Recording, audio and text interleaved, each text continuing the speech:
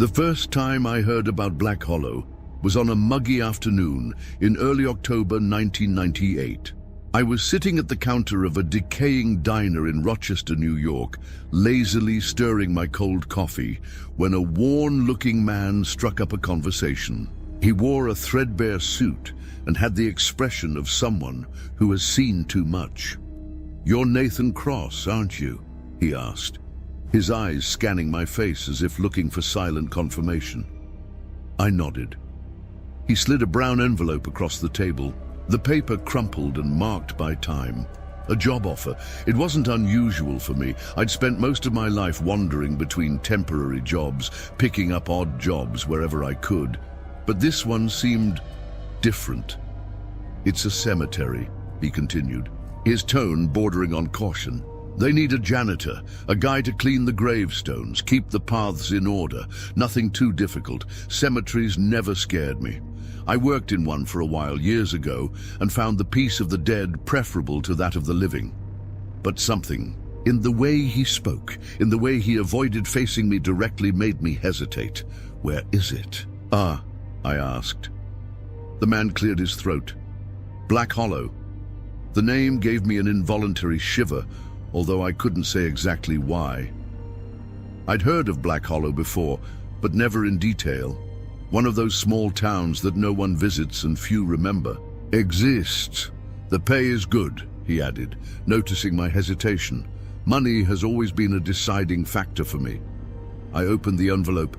Inside was a brief contract and a considerable sum of cash as an advance. "If I accept, when do I start?" He smiled in a way that bothered me. Now, the road to Blackhallow was a tangle of narrow bends and twisted trees, the kind of road that seemed less like a route and more like a warning.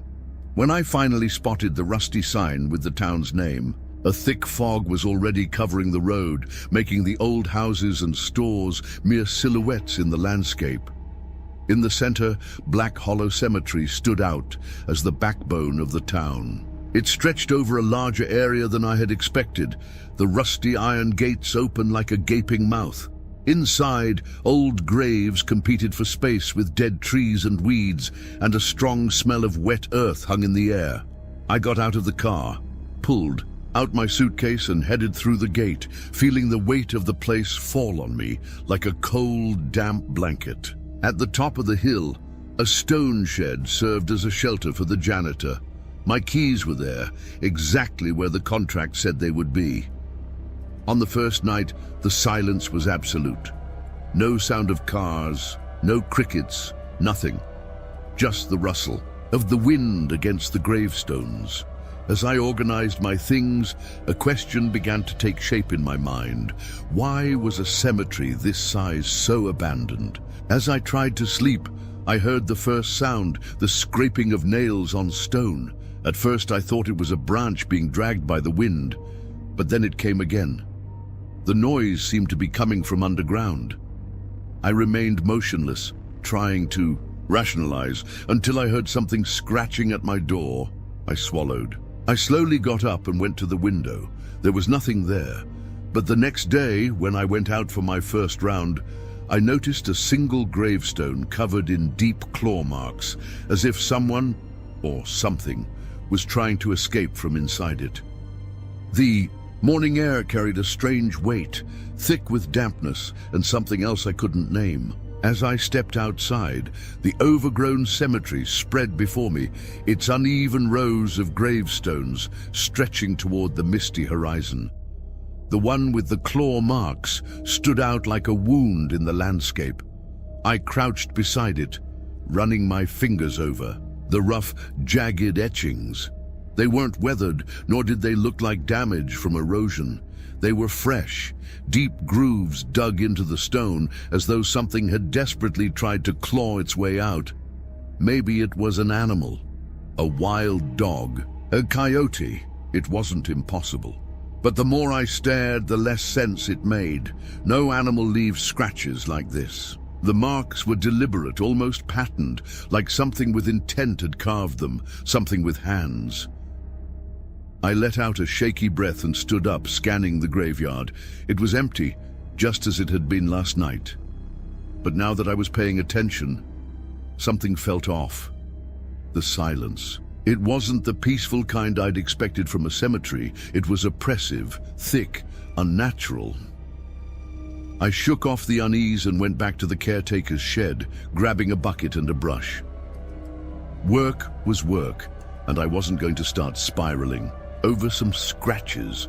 By mid-afternoon, I had settled into the routine, clearing fallen branches, straightening lopsided headstones, and brushing away years of neglect. But as I moved through the rows, I started noticing something. Certain graves were cleaner than others. Most were covered in dirt, overgrown with ivy and moss.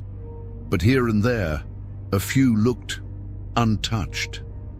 The names on their stones were faded, nearly erased, as if time had deliberately worn them away faster than the others. And then there was the one without a name at all. I found it near the western end of the cemetery, half hidden beneath the gnarled roots of an old tree. No inscription, no dates, just a weathered stone standing alone, forgotten. I brushed off the dirt, expecting to find a name underneath, but there was nothing, just smooth, cold rock. And as I traced my fingers along the surface, a sudden gust of wind rushed through the trees, strong enough to send leaves swirling around me. The ground beneath me shuddered. I stumbled back, my breath catching in my throat. I could have sworn I felt something move under my feet, a shift, a tremor, like something deep underground had stirred. A crackling sound echoed through the cemetery, not the rustling of leaves or the sway of tree branches. It was coming from below. That night, I locked my door. I didn't consider myself superstitious, but I wasn't an idiot either. Something was wrong with this place. Maybe it was just my mind playing tricks on me. Too much isolation, too many ghost stories stirring up old fears. But when I lay in bed, staring at the ceiling, I couldn't shake the feeling that I wasn't alone. The scratches, the nameless grave, the way the air seemed heavier, thicker.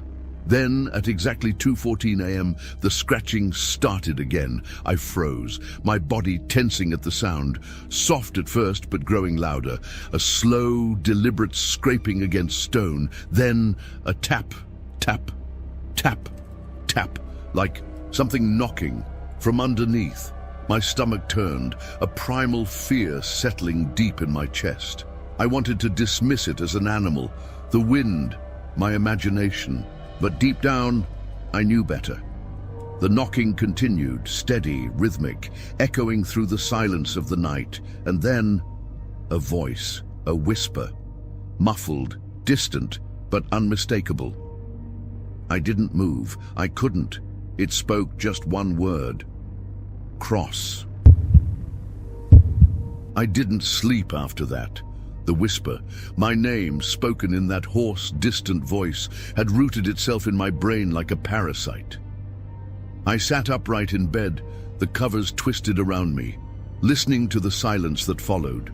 No more knocking, no more scratching, just stillness. I wanted to convince myself I had imagined it. Maybe it was the wind filtering through old stones, the sound twisting in just the right way to resemble speech.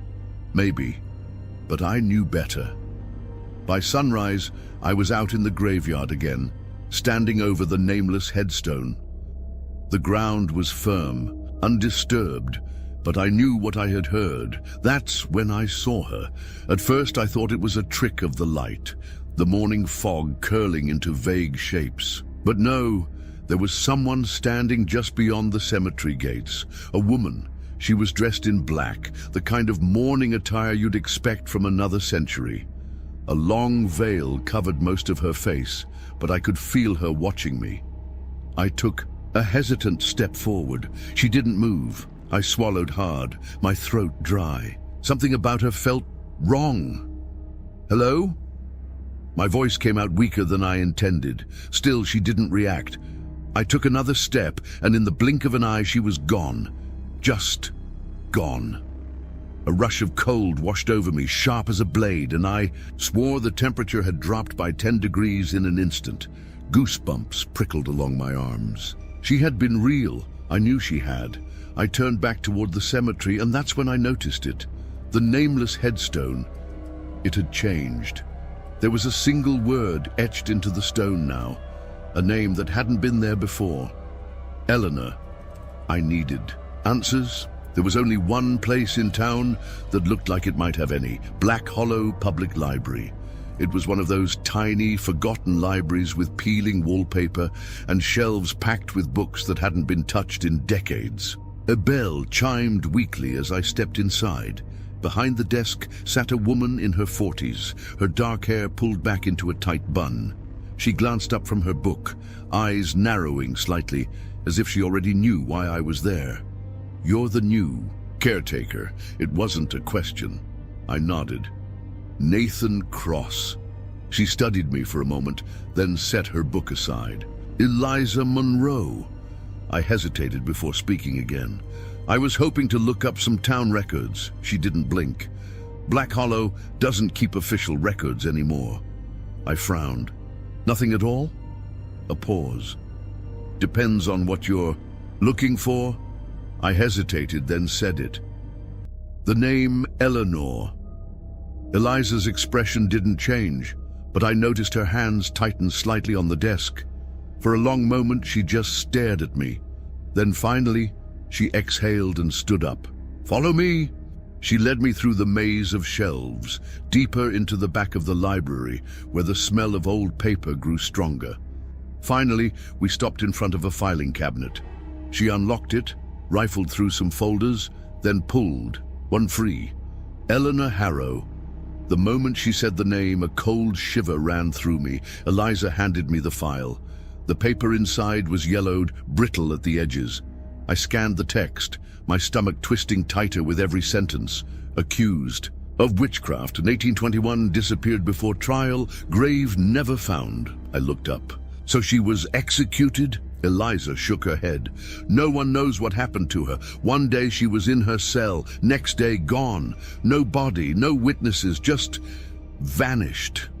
I looked down at the file again. The ink was faded, but something stood out. A single word scribbled at the bottom, as if someone had added it long after the report had been filed. Cross. My blood ran cold. I shut the folder, my pulse hammering in my ears. I turned to Eliza, trying to keep my voice steady. "Why would my name be here?" She hesitated. Then, in a quiet voice, she said, "Because you were never supposed to come here." Eliza's words hung in the air like an executioner's verdict. "You were never supposed to come here." My mind raced, trying to find logic in this, trying to breathe past the sharp, growing knot in my chest. What the hell does that mean? My voice was steadier than I felt. She shut the file cabinet with a quiet click and turned back to me, arms crossed. "It means that for as long as anyone can remember, people who end up in Blackhallow were always meant to. That doesn't explain why my name is in a 200-year-old record." Eliza's expression darkened. "No, it doesn't." For a long moment, neither of us spoke. The weight of the folder in my hands felt unnatural, like I was holding something that had never been meant to be found. Eleanor Harrow, accused of witchcraft, disappeared, and now, somehow, my name was linked to hers. I felt like I had been led here, like something had reached across time, across generations, and dragged me into a story that was never mine to tell. Or maybe it had been mine all along. The walk back to the cemetery felt heavier. The sky was darkening, thick clouds stretching across the horizon like bruises. I tried to shake the unease, tried to remind myself that names get repeated in history. Coincidence? It had to be. But as I stepped through the cemetery gates, I knew something had changed. The air felt thicker, pressing against my skin like invisible hands. The trees, barely moving despite the wind, seemed to lean in slightly, watching. And then I saw her again, the woman in black. She stood near the nameless grave just as before. But this time, I knew she wasn't just an illusion. I took a step forward, heart pounding. She lifted her head slightly, the veil shifting enough for me to catch a glimpse of her hollowed-out eyes, dark as the void between stars. And then She spoke soft, hollow, a whisper that somehow carried through the air like it had been waiting for centuries to be heard. "You are not the first." I stopped cold.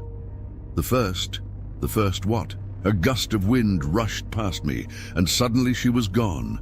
But this time she left something behind. I turned to the nameless gravestone and saw that the name had changed again. The dirt at my feet was freshly disturbed, as if the grave had just been dug. I swallowed hard, stepping closer.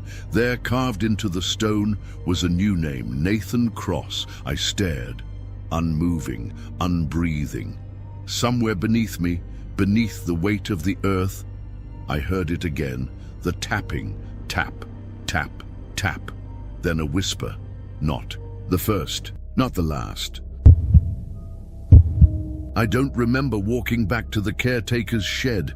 My body moved on autopilot, my brain stuck on an endless loop of the name on that headstone. My name. I locked the door behind me, hands unsteady, my breath coming too fast. This wasn't normal. This wasn't just some town superstition or forgotten history. Someone or something knew me. I paced the small room, running through every explanation I could grasp onto. A sick prank? A coincidence? But that didn't explain the whispering, the knocking, the feeling that I was being watched. I glanced at my reflection in the small, cracked mirror above the sink. My skin looked paler than usual, dark circles beginning to shadow my eyes. And then I saw it, a mark, right across my forearm, stretching from wrist to elbow, 3 deep, raw scratches. I inhaled sharply, rolling up my sleeve. The skin was swollen, red like something had clawed me in my sleep. I didn't remember feeling it, didn't remember anything touching me. The scratches looked eerily similar to the ones on the tombstone, the ones I had found on Eleanor Harrow's grave. I spent the next day avoiding the cemetery. Instead, I wandered through town, hoping to shake the feeling of being pulled into something I couldn't escape. But Blackhallow was a town that carried its ghosts on its sleeve. Narrow streets lined with buildings that looked like they'd been forgotten by time, a courthouse that hadn't seen justice in decades, and a population that always seemed to be watching. Not in a friendly way, not in a curious way, like they were waiting. I ended up back at the library, even though I swore I wouldn't. Eliza was there again, already staring at me before I even reached the front desk. "You saw her again, didn't you?" I hesitated. "You knew I would." She exhaled, rubbing her temples like she had a headache. "Yeah." "Who is she?" I demanded. "You already know." I clenched my jaw. "Eleanor Harrow." Eliza nodded, then gestured for me to follow her, not to the records this time, but to the back office. When she closed the door, something in the air changed. Like whatever conversation we were about to have wasn't supposed to happen. She sat down, folding her hands on the desk. "Did you hear it yet?" I swallowed hard. "Hear what?" Eliza leaned forward. The knocking, the whispering. My skin went cold. I didn't answer. I didn't have to. Her eyes darkened. "Then it's already started." I forced my voice to stay steady. "Started what?" She hesitated, then finally said it. The marking, the way Eliza said it, the marking, sent a deep chill down my spine. I didn't know what I'd expected her to say, but that felt like something ancient, something bigger than me. I shook my head. "What does that mean?" She didn't answer right away. Instead, she stood and crossed the room to a filing cabinet. Not the one in the public section of the library, but a different one, locked with a rusted key. "You're not the first, Nathan." She pulled out a stack of old, yellowing folders. Each one bore a name written in faded ink. She dropped them onto the desk. 10. I picked one up. The first thing I noticed was the photo clipped to the front. A man in his 40s, with tired eyes and a face that felt eerily familiar, like I had seen him in another life. "Who is he?" "Was," she corrected. "David Langley. caretaker of Blackhallow Cemetery from 1947 to 1952. I opened the folder. The further I read, the more my stomach twisted. Scratches on his skin, strange whispering, a name appearing on a headstone that wasn't there before. The exact same things happening to me. I opened another. Arthur Glass, 1913 to 1919. Same story, another. Samuel Ward, 1888 to 1892. The deeper I went, the harder it became to breathe. Every single one of these men had been caretakers. Every single one had been marked, and every single one of them had vanished. Looked up at Eliza, my pulse pounding. What happened to them? Her fingers traced the edge of the desk. None of them ever left Blackhallow. The room felt too small, the air too thick. My mind tried to grasp onto reason, but there was none. Are you telling me? I swallowed. That something in that cemetery is picking us off? Eliza looked at me, her eyes filled with something I hadn't seen before. Not fear, resignation. You were never supposed to come here, Nathan. But now that you have... She hesitated, then reached for something beneath her desk. When she placed it in front of me, my breath stopped in my throat. It was a folder. A new one. The ink wasn't faded. It wasn't yellowed with time. And across the front, written in bold black ink, was my name, Nathan Cross. I shoved back from the desk, heart hammering. No! That's not possible! Eliza sighed. It's not just possible. It's already happening. I left the library in a haze, my mind running in circles, looking for a way out of this. There had to be a way out of this. But deep down, I already knew the truth. I had been marked, and no one who had ever been marked had made it out alive. That night the whispers started again. This time, they weren't just coming from the ground. They were inside my room, inside my head. And then, at exactly 3 a.m., the scratching started, not from beneath the earth, not from the cemetery, but from inside the walls. The scratching came from inside the walls. I lay frozen in bed, every muscle locked in place, listening. It wasn't frantic, like a rat scurrying between beams. It was slow, deliberate, like something was trying to get out. I turned my head toward the sound, my breath shallow. The walls in the caretaker's shed were old, the wood warped with time, but now they felt thinner, like something was just behind them, pressing closer. Then the whispering started. Low at first, indistinct murmurs threading through the room like smoke, curling into the corners, wrapping around me. I sat up, heart pounding. Nathan, it wasn't coming from one direction. It was everywhere, the walls, the ceiling, the floor beneath my feet. And then a knock, just once. A slow, deliberate thud against the wooden boards. Tap, then another. Tap, tap right behind my head. I scrambled out of bed, my pulse hammering against my ribs. The temperature had dropped again, the air thick with the scent of damp earth. Something was in here with me. I grabbed the lantern off my desk, my fingers shaking as I lit it. The flame flickered violently, the shadows stretching long and unnatural against the walls. And then I saw it. The wood where I had heard the knocking. It was bulging outward, like something was pressing against it. Something inside the wall. I stumbled back, my heel catching on the edge of the rug. My back hit the door, and for a split second I considered running. But where? The cemetery? The town? It didn't matter. Whatever this was, it wasn't going to let me leave. The whispers lasted until dawn. I didn't sleep. I sat in the chair by my desk, the lantern burning low, staring at the warped wood, and waiting for something worse. By morning, the wall had returned to normal.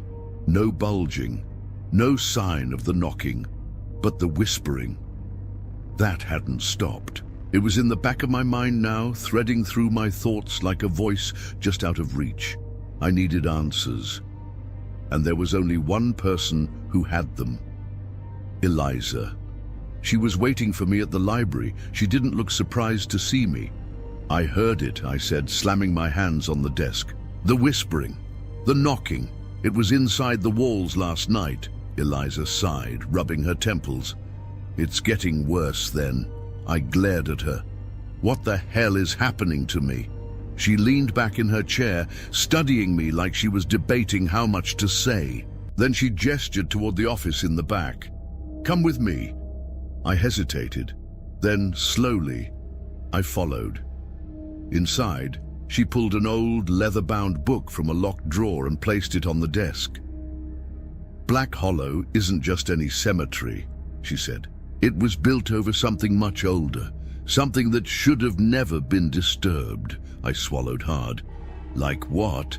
She flipped the book open to a drawing of a burial mound. The inked illustration showed a group of figures standing in a circle, their faces covered by masks, while something in the center lay beneath the earth. Eliza's voice was quiet. The town was built on a burial site.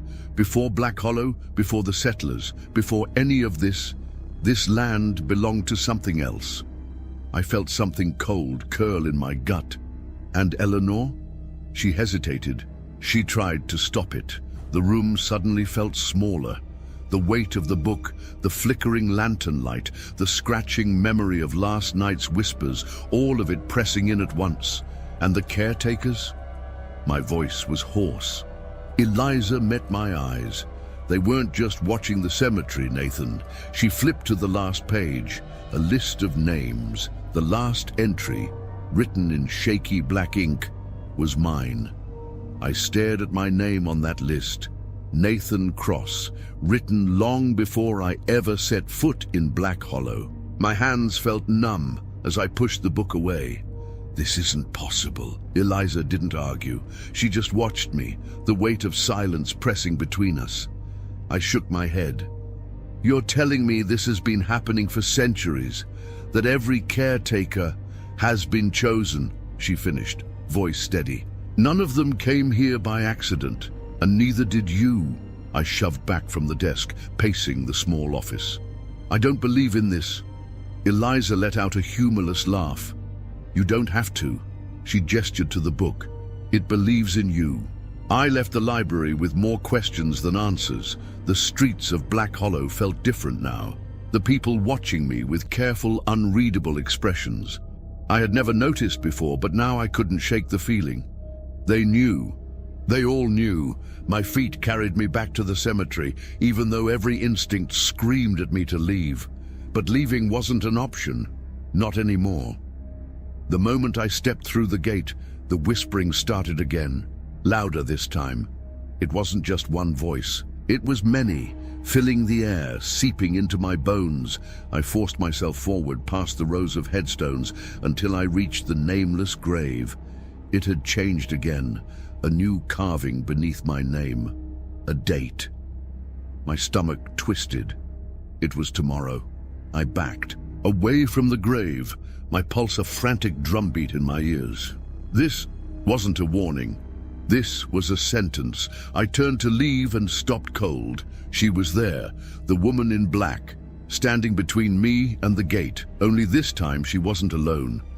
Shadowed figures stood behind her, silent, unmoving, watching. A sharp chill crawled up my spine. Who are they?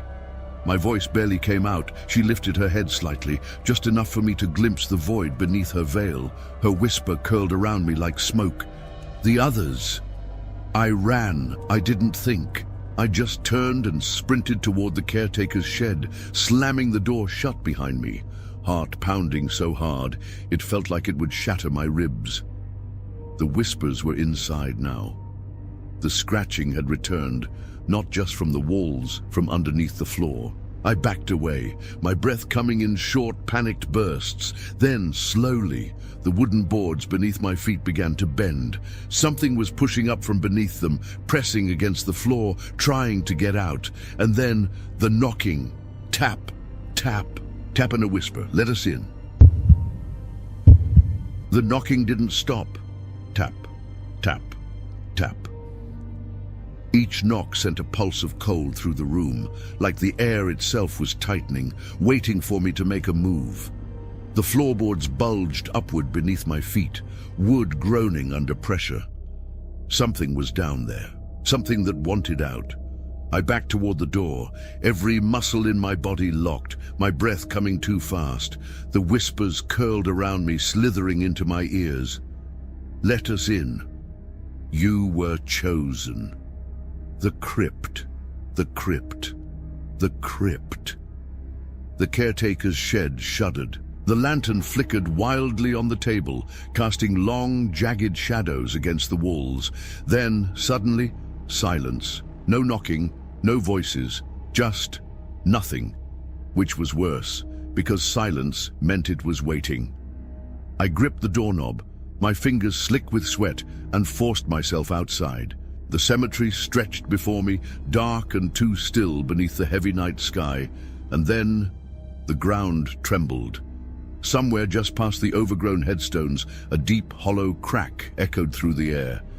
I turned toward the sound, the western side of the cemetery, where the old crypt stood, where I had never dared to go, until now.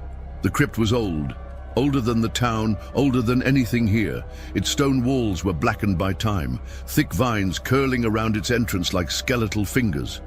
The iron gate stood slightly ajar, the lock rusted and broken. Had it always been open? I wasn't sure. The moment I stepped inside, the temperature dropped. The smell of damp earth and rotting leaves clung to the air, thick enough to choke on. My footsteps echoed as I moved forward, the light from my lantern casting a weak glow against the cracked stone walls. There were no names here, no plaques, no markers, just rows of empty alcoves carved into the rock, but in the very back, a staircase leading down.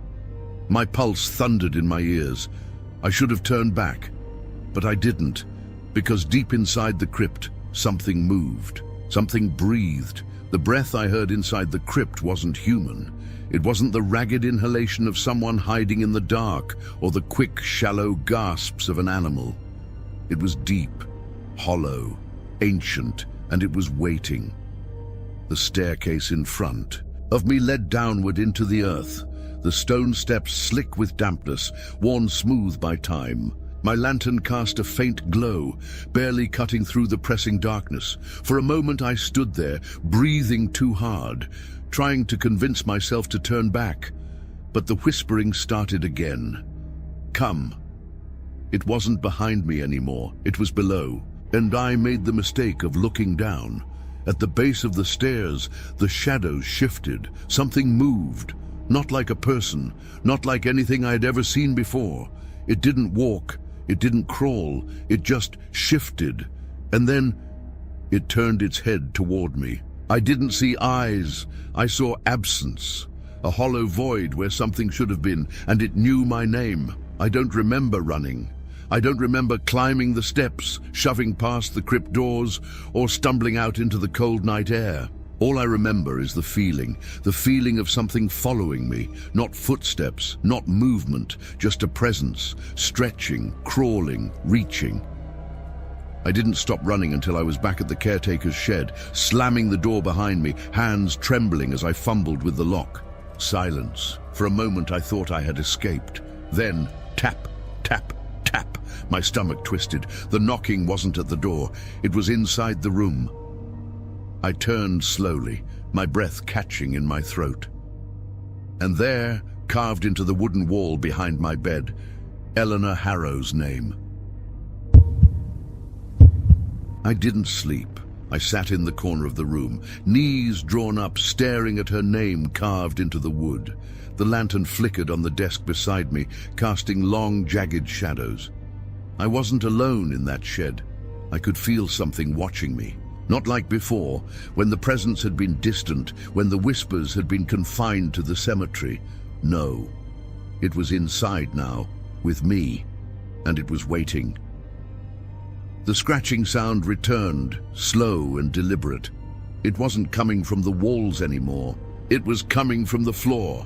I gripped the lantern tighter. My breath came too fast, my heart slamming against my ribs. I needed to move. I needed to get the hell out of there, but then another name appeared, right beneath Eleanor Harrow's. At first the letters were faint, like they had been pressed into the wood by unseen hands. But I watched them deepen, etching themselves into existence. David Langley, the previous caretaker, the man from Eliza's files. Then, right beneath his, Arthur Glass. Then another, Samuel Ward. More and more, the names carved themselves into the wall, one after the other, each stroke scraping through the silence, until finally, at the very bottom, my name, Nathan Cross. I bolted out of the shed, barely registering the icy wind as it bit into my skin. My footsteps pounded against the frost-covered grass, my lungs burning as I sprinted toward the only place I could think of. The library. The streets of Blackhallow were empty.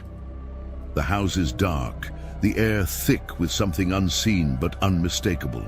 The town was holding its breath. By the time I reached the library, my hands were shaking so hard that I fumbled with the door handle before forcing my way inside. Eliza was still there. She didn't look surprised. She didn't even look afraid. She just sighed, closed the book she had been reading and said, "You saw them, didn't you?" I couldn't speak. I paced the length of the office, hands on my head, trying to control the wave of panic clawing its way through me. "They're inside now, Eliza. Inside my room." I turned to her, my voice sharp with desperation. I watched the names carve themselves into the wood, one by one, and the last name... I stopped, swallowed. She nodded, her face grim. "Yours," I exhaled shakily. "What does it mean?" Eliza hesitated, then gestured toward the book on the desk. "The names don't appear for no reason, Nathan. They only appear when..." Her voice faltered. I stepped closer. "When what?" She looked at me, her expression hollow. "When it's too late." The words hit me like a hammer. When it's too late. My mouth felt dry. My head spun. No, this couldn't be right. I grabbed the back of the chair, trying to steady myself. "What the hell does that mean, Eliza?" My voice was sharp, too loud in the quiet library.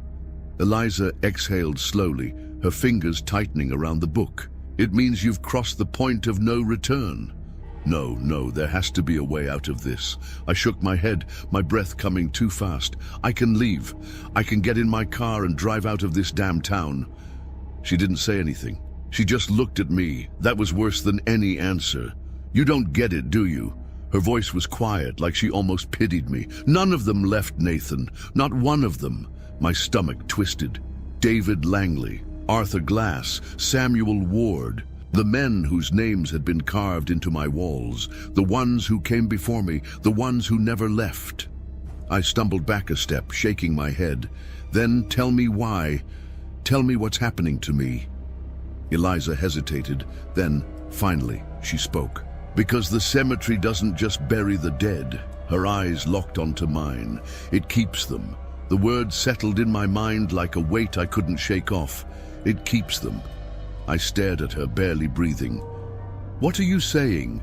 She pulled another book from the shelf, this one older than the others, a leather-bound journal, the pages yellowed and brittle. She flipped to a specific passage and turned it toward me. I forced myself to read. "Caretakers are chosen, not hired, not found, chosen. They are marked. And once marked, the land will not release them. They do not leave. They do not die. They remain." My skin turned ice cold. I swallowed hard, forcing the words out. "Remain how?" Eliza didn't answer. Instead, she flipped to the last page. My breath caught. It was a list, a long, unbroken list of names. At first, they were handwritten, inked in careful script. But as I followed the names down the page, something changed. The ink grew erratic, the letters jagged, the handwriting shifting as if different hands had written them over time, and the last few names, the ones closest to the bottom, they weren't written in ink at all. They were scratched into the paper, rough, desperate, like fingernails clawing through the pages.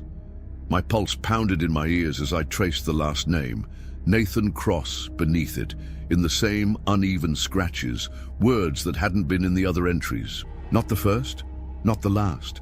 The air felt thick around me, pressing against my skin. My vision tunneled as I turned to Eliza. "Tell me what this means," I rasped. She looked at me. The sympathy was gone now.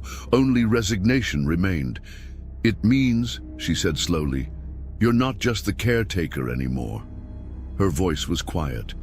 "You're part of it now." I stumbled out of the library, my breath coming too fast, the journal still clenched in my shaking hands. I needed to leave. Now.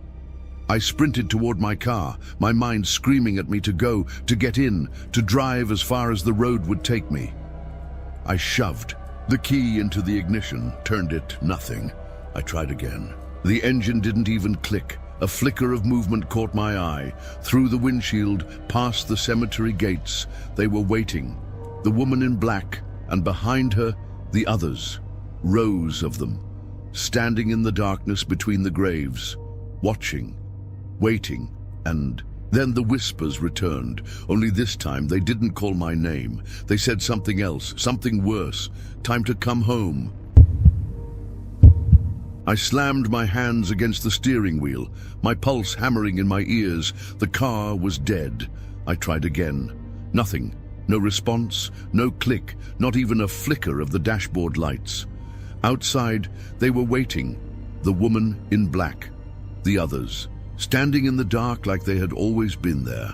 But now I could see them clearly. Their faces, if they could even be called that, were hollow, empty spaces where features should have been. And yet I felt them staring. I fumbled with the door handle, my breath shallow. I had to run, but as soon as I stepped outside, the whispers rushed toward me like a wave. "You were chosen, not the first, not the last. Come home." I stumbled back, shaking my head, trying to shut them out. And then the ground beneath my feet shifted. A low, hollow groan echoed through the air. The cemetery, the land itself was moving, and it was pulling me in. I ran. I don't even know where. Maybe nowhere. Maybe I was just trying to outrun something that couldn't be escaped. But my feet carried me back through the cemetery, past rows of crooked headstones, toward the only place I hadn't dared to go. The crypt. The whispers grew louder as I approached, but beneath them something else, a heartbeat, slow, heavy, coming from beneath the ground. I reached the entrance and stopped. The crypt doors, which had been rusted shut the first time I came here, were open, waiting. I swallowed back the fear twisting in my throat. I didn't want to go in, but I already knew. It wasn't a choice anymore. This had started long before I arrived in Blackhallow, and it wouldn't end until I went down there. The stone. Steps were colder than before, each one leading me deeper into a darkness that felt alive. The air was thick with dampness and something else, something old, something waiting. At the bottom, the room stretched before me, and in the center, a stone altar. But it wasn't empty this time. A book lay open, its pages brittle with age. The words weren't in English. Hell, they weren't in any language I recognized. And yet I understood them. I reached out, my fingers barely brushed the pages, and then the doors behind me slammed shut. Darkness swallowed me whole, and the heartbeat beneath the ground grew faster. I stood frozen in the pitch-black crypt, my breath sharp and shallow. The silence pressed in on me, thick, suffocating, unnatural, and then the heartbeat. It pulsed beneath my feet, slow but steady, like something deep underground was stirring. I turned back to the altar, my hands shaking as I reached for the book. The pages were rough beneath my fingertips, the ink smudged and uneven, but the words, I understood them. A binding, a debt, a sacrifice, a caretaker must always remain. A chill ran through me as realizations sank in. The whispers, the names, the ones before me, they weren't just marked, they were taken. I stumbled back, knocking over a rusted candle holder. The sound echoed through the chamber like a gunshot, and then the walls moved. Not a trick of the light, not my imagination. The stone walls around me shifted, stretched, breathed. I wasn't standing in a crypt. I was inside something living. A gust of cold air rushed through the room, The lantern flickered wildly, shadows twisting across the ceiling. And then I wasn't alone. She was there, Eleanor. She stood just beyond the altar, her black veil fluttering in an unseen wind. But this time, she didn't just watch. She stepped forward, and when she spoke, it wasn't a whisper. Her voice echoed through the crypt, layered, like more than one voice was speaking at once. "Take your place." The ground shuddered beneath me. The book's pages turned on their own, stopping on a single name, mine. I shook my head, stepping back. No, I didn't ask for this." Eleanor lifted her head, the void beneath her veil swallowing all light. "You were never given a choice." The walls began to close in. The heartbeat beneath the earth pounded louder, faster, and then the whispers returned, but they weren't calling my name anymore. They were pleading, trapped voices, desperate, forgotten, the ones who had come before me, the ones who never left. I gritted my teeth, fighting against the pull, against the pressure in my chest screaming for me to give in. I wasn't going to end up like them. I wasn't going to become another name in the book. I turned, shoving my shoulder against the stone doors, my fingers scraping against the cracks. They didn't budge. And then, the floor beneath me gave way. I fell. I don't know how long I was unconscious. When I came to, I was outside, lying in the damp grass beneath the rotting trees of Blackhallow Cemetery. The crypt was sealed shut. No open doors, no staircase, no book. Like it had never been there. But something was different. The whispering was gone, the scratching, the knocking, all of it. For the first time since arriving in Blackhallow, the cemetery was silent. I staggered to my feet, my body sore, my head pounding. The town was still there, the library, the houses, but something felt off. I turned toward the row of gravestones, and my breath caught in my throat, because in the place where the nameless headstone had stood, a new grave had appeared. The name carved into the stone stopped my heart. Nathan Cross-Eye stumbled back, shaking my head. No, I wasn't dead. I was standing right here, but the grave was freshly covered, as if someone had just been buried there. I spun, my pulse hammering. "Eliza!" My voice was hoarse, desperate. "Eliza, where the hell are you?" The town was silent. No lights, no movement, like it had been abandoned long ago, like it had never existed at all. I turned back to the grave, my vision swimming. The headstone seemed clearer now, sharper, and beneath my name, a single word had been carved. Caretaker. The whispers returned, and this time they welcomed me home. I ran through the cemetery, through the empty streets of Blackhallow. My lungs burned, my heart hammered, my vision blurred at the edges. But no matter how fast I moved, the silence stayed with me. The town was wrong. The buildings were still there, but lifeless. The windows sat dark and hollow, doors shut tight like they hadn't been touched in years. No people, no sound, like it had never been lived in, like it had been waiting for me. I reached the library, my fingers slipping against the doorknob as I forced my way inside. "Eliza!" My voice cracked against the empty walls. No answer. The library was abandoned, the books, the shelves. Everything was coated in a thick layer of dust. The place had been empty for decades. No, this wasn't possible. I had been here. Yesterday, I had spoken to her. I had seen her touch the books, flip the pages. I turned, stumbling toward the office in the back. The locked filing cabinet, the one Eliza had pulled my file from, gone. In its place, only a broken chair and a rotted desk, half collapsed with time. I backed away, my breathing uneven. I wasn't supposed to be here anymore. The air grew heavier as I stepped outside. Something shifted in the sky, the colors fading, the light draining, the houses, the streets, the buildings. They were all starting to dissolve. Like the town was unraveling around me, like it had no reason to exist anymore. I turned back toward the cemetery, and then I saw her, standing in the middle of the road, waiting, Eleanor Harrow. She lifted her head, the veil shifting slightly. This time she wasn't whispering. This time she was smiling, and then she spoke. A single word: stay. The ground beneath my feet cracked open, and I fell. I hit the ground hard, not dirt, not pavement. Something else, something soft, shifting beneath me. I scrambled to my feet, my breath ragged, my hands digging into the surface. It wasn't earth, it felt thicker, wet, like skin. The world above me had vanished. No town, no sky, only darkness stretching in every direction. And then the whispers returned. But this time, they weren't just whispers. They were voices, layered over each other, desperate, calling, pleading. I turned, my pulse hammering. The darkness rippled ahead, the shapes of figures slowly emerging from the void. They weren't solid, not fully formed, just outlines, flickering, phasing in and out like half-forgotten memories. And I knew who they were. The caretakers, the ones who had come before me. David Langley, Arthur Glass, Samuel Ward, dozens of them, maybe hundreds, standing in the endless dark, waiting. And then, one by one, they turned to look at me.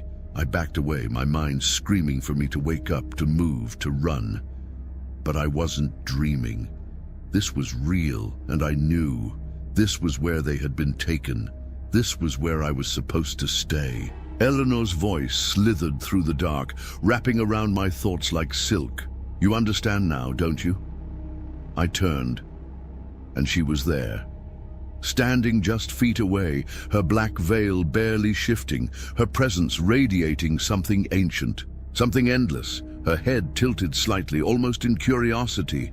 You were never meant to leave, Nathan. I shook my head, forcing my voice to stay steady. Why me? Her smile was small, unreadable. Why any of them? She gestured toward the others, the caretakers, trapped in this limbo. The land chooses. It always has. I swallowed hard. Then what are you? She stepped closer. The first. The dark pulsed around us, the whispers growing louder. I gritted my teeth. No, I wasn't going to let this happen. I wasn't going to become one of them. But Eleanor only smiled. You already are. I glanced down, and my breath caught in my throat. The ground beneath me, it was shifting, not just beneath me, through me. My feet were sinking. No, not sinking, fading. My hands trembled as I held them up, watching my skin flicker, turning translucent. I wasn't solid anymore. I was becoming one of them. I clenched my jaw, fighting the pull, the heaviness in my bones, trying to drag me down. No, I would not be forgotten. I looked up at Eleanor, the weight of the darkness pressing against my chest. I don't know where the words came from, maybe from the voices still trapped here, maybe from the part of me that refused to disappear. But when I spoke, my voice was stronger than I expected. I reject this place. The whispers stopped. The darkness shuddered. Eleanor's expression shifted, just for a moment, like she hadn't expected me to fight. I took a step forward. My body flickered. Flesh and shadow, here and gone. I didn't care. I kept moving. I pushed through the dark, through the whispers, through her, and then the world collapsed. I gasped awake, choking on air, my body convulsing as if I'd been drowning. I was lying on the damp grass of Blackhallow Cemetery. The town was still there, the sky, the trees, the graves. But something had changed. The silence was deeper, the air colder, and when I turned, the grave that had my name on it was gone, as if it had never existed, as if the land had let me go.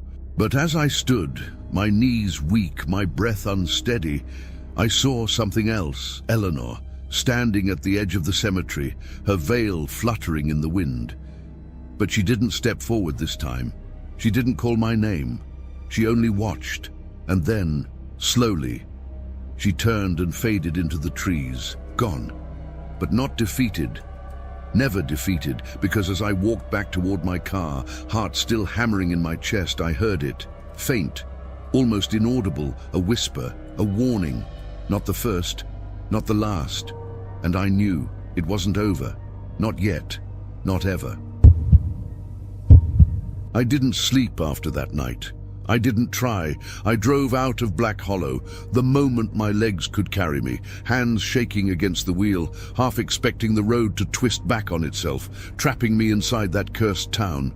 But it didn't. I drove for hours, past towns with names I didn't recognize, past gas stations that looked abandoned, only stopping when the exhaustion nearly choked me. When I finally pulled over, I sat in the car, gripping the steering wheel, trying to convince myself that it was over, that I had won, that I had broken free, but deep down I knew the truth. No one leaves Blackhallow. Not really. I checked into a cheap motel on the outskirts of some nowhere town, the kind with flickering neon signs and vending machines older than I was. The girl at the front desk barely looked up as I signed in. I hesitated. When I reached the name field, for a second, I almost didn't write it, almost didn't give them anything. But that was stupid. I was being paranoid, wasn't I? I forced my hand to move. Nathan Cross. The moment I finished writing it, the lights in the lobby flickered just for a second, barely noticeable. The girl at the desk glanced up, brow furrowing. "Damn power grid," she muttered, before sliding my key across the counter. But I knew. I felt it. Something had followed me. Something had let me leave, but not without a price. The motel room was quiet. Too quiet. Not even the sound of the highway filtered through the cheap, paper-thin walls. I dropped onto the bed, staring at the ceiling, listening.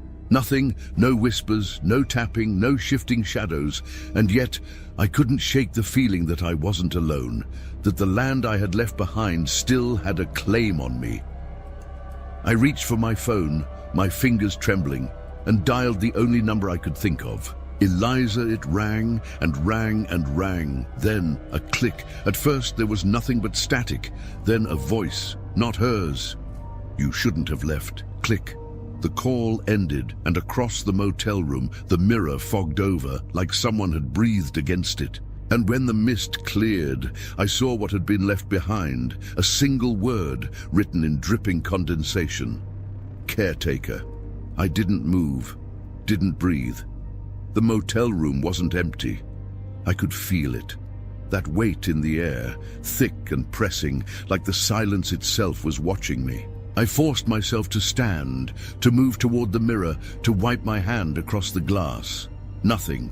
No lingering marks, no signs that the word had ever been there, but I had seen it, and worse, I knew what it meant.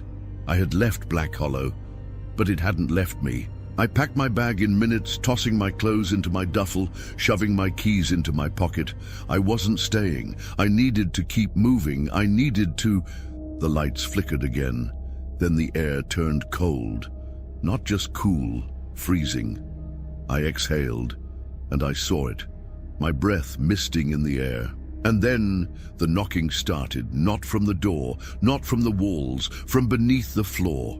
My pulse thundered in my ears. No, this wasn't happening. I grabbed my bag and yanked the door open, but the hallway outside was wrong. It wasn't the motel anymore. It was the cemetery, row after row of graves, stretching out into endless fog. I took a step back, my hands shaking, my vision blurring at the edges, and then, through the mist, a figure, standing between the headstones, watching me. I knew who it was before she even stepped forward. "Eleanor?" She lifted a hand, her fingers curling slightly, a beckoning gesture. I slammed the door shut, but it didn't matter, because when I turned, the motel room was gone. I was already standing in the graveyard. The ground shifted beneath my feet. My name was still carved into the headstone, but this time the date had changed. It wasn't tomorrow anymore, it was tonight. I stumbled back, shaking my head. No, I left. The whisper curled around me like smoke. "You cannot leave what you are." Eleanor stepped forward, the veil shifting slightly, just enough for me to see the hollow void where her eyes should be. "You're the caretaker now, Nathan." The whispers swelled, the graves shuddered, and beneath my feet, the earth split open. I fell down, down, down, not through air, not through stone, through something else, something alive, and when I hit the ground, I knew I had never left, not really. I was still in Blackhallow, and I always would be. I woke up in Blackhallow Cemetery, not in the caretaker's shed, not in my motel room miles away. Here, right where I had started. The sky was a dull, endless grey. The air smelled of damp earth and rot. My fingers dug into the cold grass, my breath coming too fast as I pushed myself upright. I hadn't escaped. I never left. It had let me believe I had, let me think I had outrun it. But I was still here, right where it wanted me, and then I heard them, the whispers. Not distant anymore, not from the ground or the walls or the edges of my mind. They were inside me. I squeezed my eyes shut, shaking my head. No, this wasn't happening. But the whispers grew louder, and when I opened my eyes, Eleanor was standing in front of me, only this time she wasn't just watching. This time, she knelt. Her veil brushed the dirt, her presence colder than the grave itself, and when she spoke, I knew it wasn't her voice. It was theirs, the ones before me, the forgotten caretakers. "You belong to the land now, Nathan." I scrambled backward, my pulse thundering. No, I don't. I never agreed to this." The whispering laughed, a sound that wasn't human, layered and endless. Eleanor tilted her head as if studying me, then slowly extended her hand. The moment her fingers touched my chest, I felt it. The weight of every soul bound to this place. I gasped, clutching my head as memories that weren't mine flooded through me. Caretakers, men from decades, centuries past. I saw them, saw what happened to them, how they tried to leave, how they were dragged back, how they became part of this thing beneath Blackhallow. I saw their graves, I saw their suffering, and I saw my own face among them. I choked out a scream and wrenched away from Eleanor's grip, my vision swimming, the whispers burning through my skull. No, I won't. But the grave beneath me had already opened, and the hands were reaching up. The hands clawed at me, cold, rotten, fingers made of earth and shadow. I thrashed, kicking, digging my nails into the dirt, but the ground was swallowing me whole. The cemetery itself was pulling me under. The whispers weren't whispers anymore. They were screams, wailing voices, countless and overlapping, pleading, warning, welcoming. He belongs to us. Not the first, not the last. Eleanor stood. Over me, her veil shifting in an unseen wind, watching as the earth devoured me. She wasn't stopping it, because this was always meant to happen. I don't know how long I fought, maybe seconds, maybe hours. Maybe I had already lost. But something in me refused.